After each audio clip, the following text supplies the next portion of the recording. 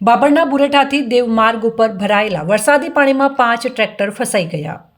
બાબર તાલુકાના બુરેઠા ગામથી દેવને જોડતા માર્ગ ઉપર ચોમાસાના સમયે વરસાદી પાણી ભરાતા બનાસકાંઠા અને પાટણ જિલ્લાને જોડતો આ માર્ગ બંધ થઈ જાય છે, પરંતુ વર્ષો જૂની આ સમસ્યાનું કોઈ જ નિરાકરણ આવતું નથી।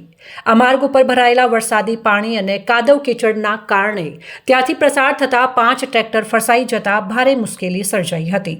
બાબર તાલુકાના બુરેઠા ગામથી વરસડા થઈને દેવ ગામે જતા બનાસકાંઠા અને પાટણ જિલ્લાને જોડતા 7 કિલોમીટરના આ માર્ગ ઉપર ચોમાસાના સમયે પ્રસાર થવું મુશ્કેલ બને છે। આ કાચા માર્ગને પાકો બનાવવા ગામ લોકો દ્વારા વારંવાર રજૂઆત કરવા છતાં આજ દિન સુધી કોઈ કાર્યવાહી થતી નથી। ચોમાસું આવતા જ અહીં ઘૂંટણસમા પાણી ભરાઈ જાય છે, તેમજ કાદવ કીચડના કારણે ખેડૂતો તથા વિદ્યાર્થીઓ સહિત વાહન ચાલકોને ચાલવું મુશ્કેલ બની જાય છે। ખેતરોમાં વસવાટ કરતા ખેડૂત પરિવારોમાં કોઈ બીમારી આવે અથવા કોઈ ઇમરજન્સી હોય તો એમ્બ્યુલન્સ પણ ત્યાં આવી શકે તેવી હાલત નથી। જો કોઈ બીમાર પડે તો ટ્રેક્ટરમાં બેસાડીને ગામમાં લઈ જવું પડે, પછી જ એમ્બ્યુલન્સમાં બેસાડી શકાય છે। ખેડૂત અમીભાઈ વાલાભાઈ દેસાઈએ જણાવ્યું હતું કે ખેડૂતો ટ્રેક્ટરો લઈને દૂધ ભરાવવા જઈ રહ્યા હતા ત્યારે ટ્રેક્ટર કાદવમાં ફસાઈ ગયા હતા।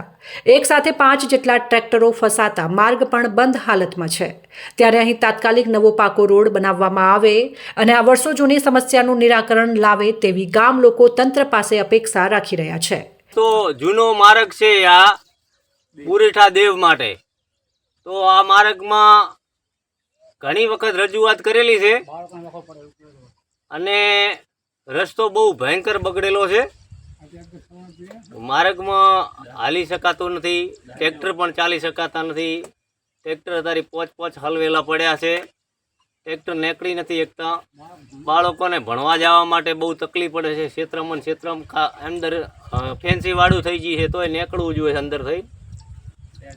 અને આ તંત્રને ઘણી વખત રજૂઆત કરેલી છે, સ્વરૂપજી ઠાકોરને રજૂઆત કરેલી છે, જ્ઞાનીબેન હતા જ્ઞાનીબેન વખતે રજૂઆત કરેલી છે, બધાને સાહેબ શંકરભાઈ ચૌધરી બુદ્ધિએ વાત પોકેલી છે, પણ કોઈ આ રસ્તાનો કોઈ નિર્ણયકાર આવતો નથી।